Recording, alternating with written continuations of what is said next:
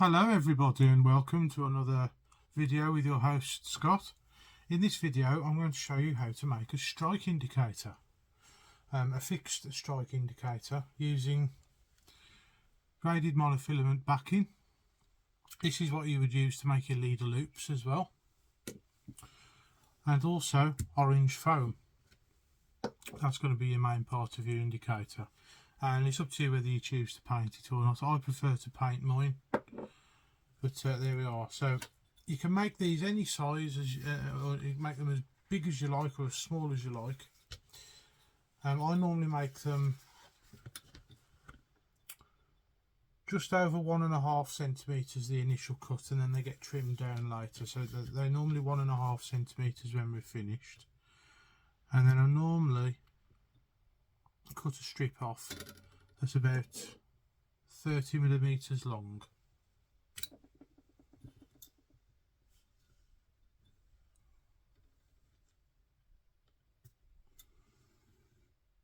Cut it a bit longer just in case.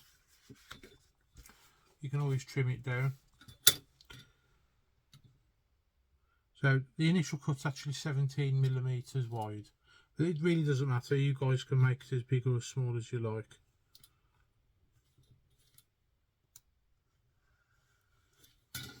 There we are. It's a very similar method to what we use to make the dog biscuit fly, the dog kibble fly. So I'll get the foam out of the way. You won't need the rule anymore either. So then you're going to need your super glue. Now the super glue I use is this particular one, and the most important thing with the glue is that it has a brush. You can obviously use normal super glue without a brush, but I prefer to use one with a brush.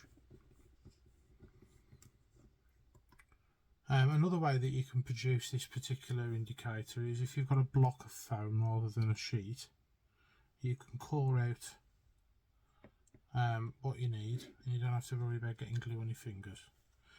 So you're just going to do an initial bit of glue on the end of it there, and then hold it and wait for it to stick.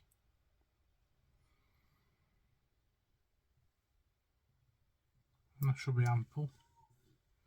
Don't worry about it if it's not quite there at the moment. You can sort that out with the next when you roll it up.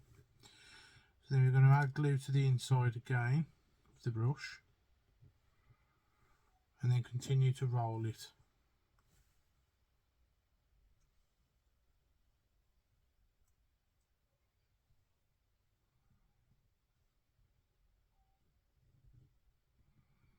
Like that, and then hold it into place.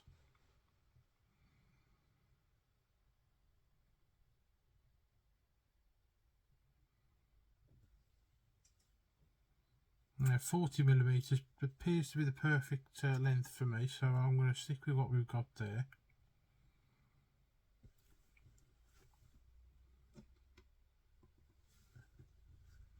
Just going to strengthen it a little bit with a little bit of glue here and there.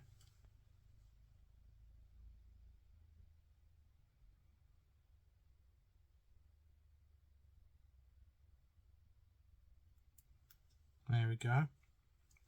Now when you're cutting foam, you have to use a brand new blade in your craft knife.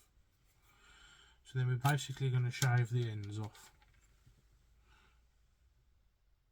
Literally 1mm each side. If your blade is blunt, you will not be able to do this.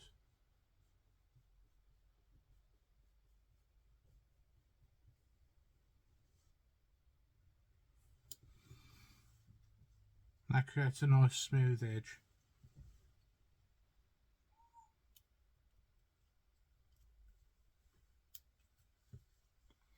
Like so. You want to do that the other side as well.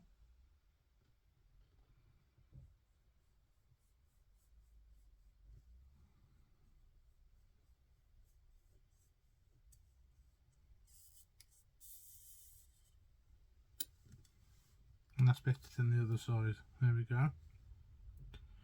And then you've got this step here, and you can take the step out by cutting along it like so at a shallow angle.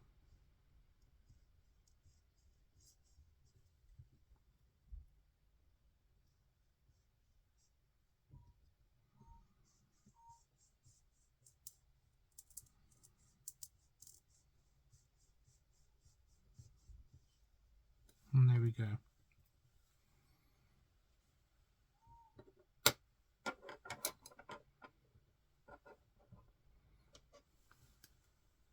And that's normally adequate, but I'm just going to take this sharp edge off here with some scissors.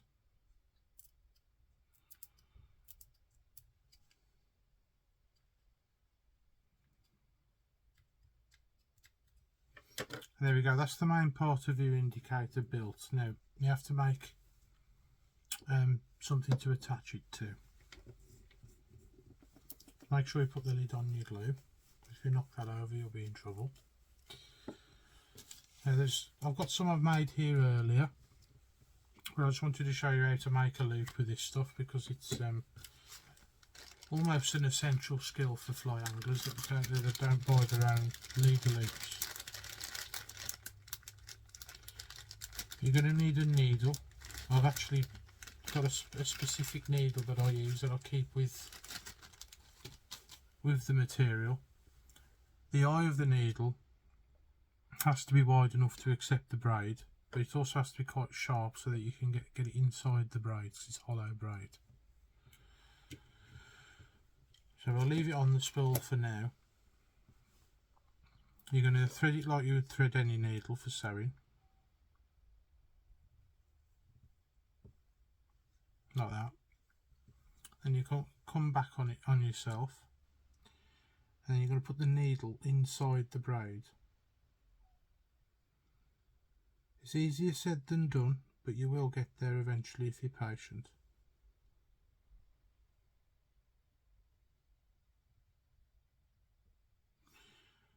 And you want to go down probably a couple of centimetres, so it looks like that in the end. So the needle's inside the braid, it's still threaded up in the eye, and you've gone about 2 centimetres up the needle. And then you want to bring the needle point back out again and continue to pull the needle through, and then pull it right the way through, which is definitely easier said than done, but you will get there.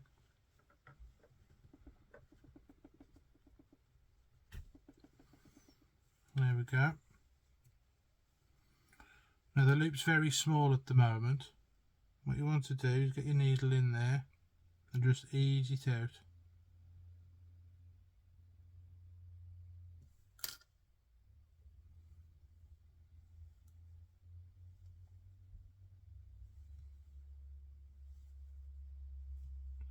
And you want quite a large loop on it, because it's got to fit over that, so you want it about that big. And then when you're happy, don't pull it tight yet. Trim the tag end close with your scissors, and then pull tight, and that'll pull the cut end inside, and that's locked now. That will not slip. You can glue it if you want. And then what we're going to do is going to cut it some random length up here somewhere. It doesn't really matter. And then we're going to put a loop on the other end.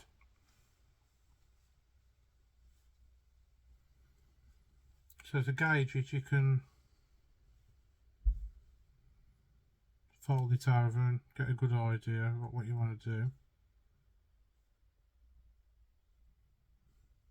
So we're going to need about that much braid, and that should get you the results that you need.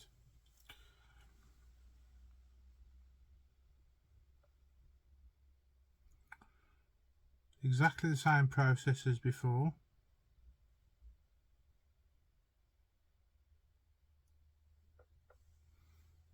Thread your needle, and then you want to come in about 1 inch to 2 centimetres away from where the other braided loop finishes inside the braid.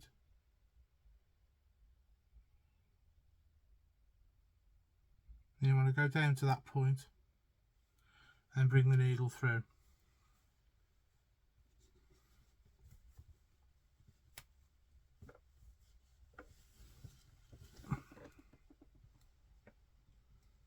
hopefully I'll do it so I don't close it up like I did last time. There we go.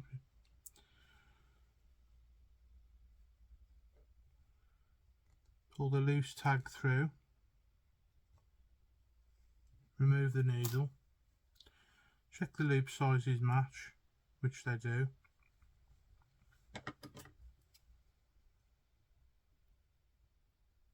Trim off the excess and then pull tight, and there you go, that's your double-ended loop. And the idea is we're going to thread that on there like that. And to do that we're going to need, again, a needle.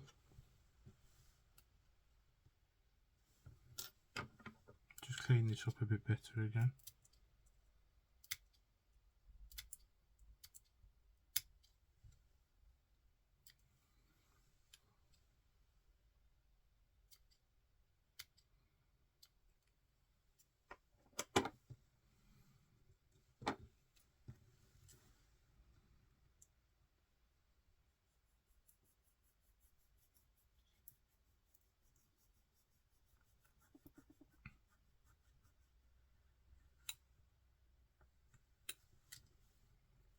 That's much better. There we go. Right. So in order to do this properly, you're going to need probably a piece of wire or a piece of monofilament.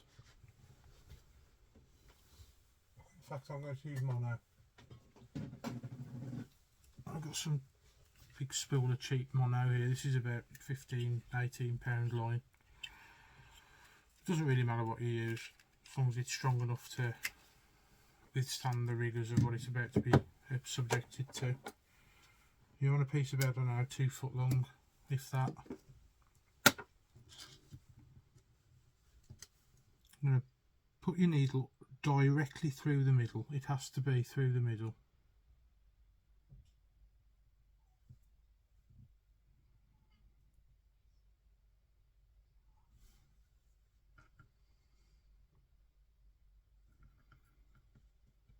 Like that.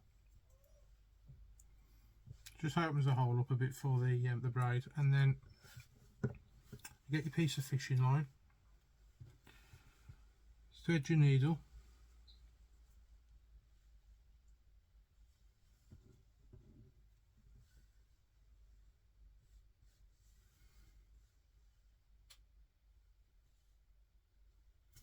pull the fishing line through,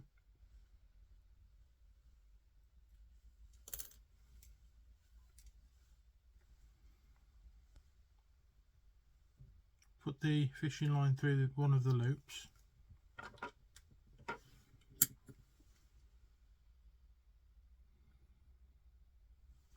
and if you've opened it up enough you might be able to get the mono through without having to use the needle again, which I'm hoping we'll be able to do. Now let's use the needle again. Okay, thread the needle,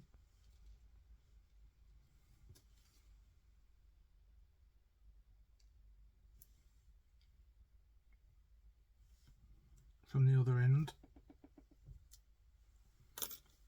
so that your leader loop sits like that, and then you just want to pull that through. You don't want to pull it all the way through yet. So where your braid meets in the middle there, that's where you want to put a dot of glue.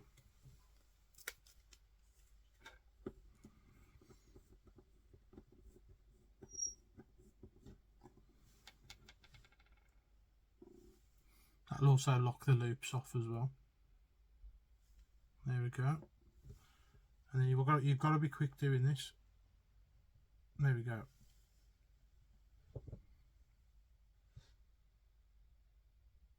And then you leave that to dry.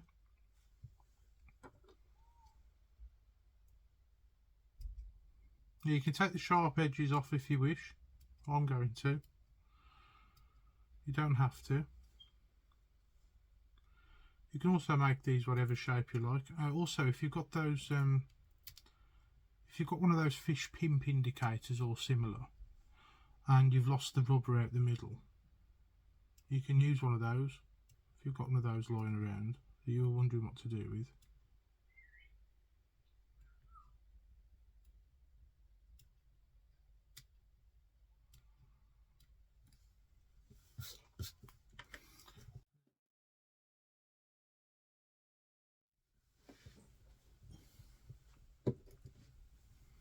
And there we are. That is my fixed strike indicator. I'll start adding a little bit of glue to it, just to show you what I mean, how good it is with the paint on. Now this paint is a Revell paint, it's an enamel paint, and the code for it is 322 Silky Matte. And you only need a light coat on it.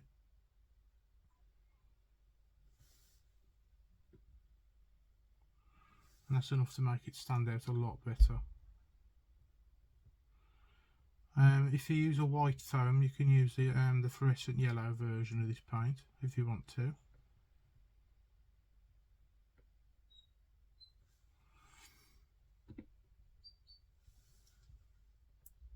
You can even make them in black foam if you're fishing the light water, as in there's a strong reflection in it of the sky on a cloudy day.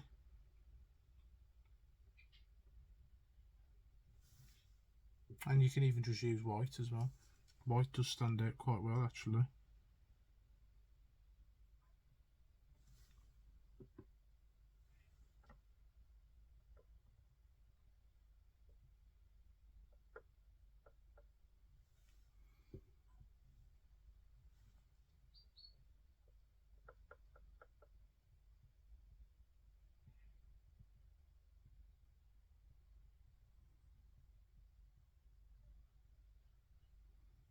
You can make one of these in the field if you needed to, if you've got all the stuff with you. The paint doesn't take long to dry at all. Really good stuff.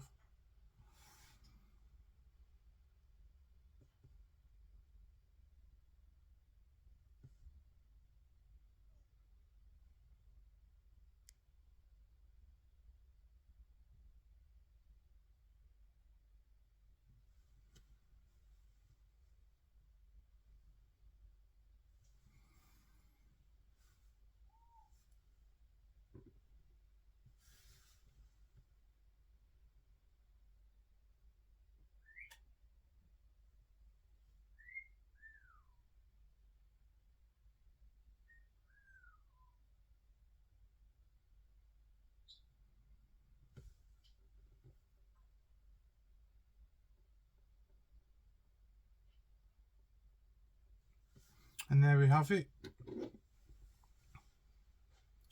That is my fixed indicator. So to connect it to your fly line, imagine this is your leader loop. You put that through the leader loop and then pull that loop over and put it over the foam and then pull tight. I can't do it right now because obviously the paint's drying. But yeah, there we go. I hope that's proven instructive, and I look forward to hearing from anybody who's tried using one. Thank you very much for watching. Please like, share and subscribe, and I'll catch you in the next video. Bye bye for now.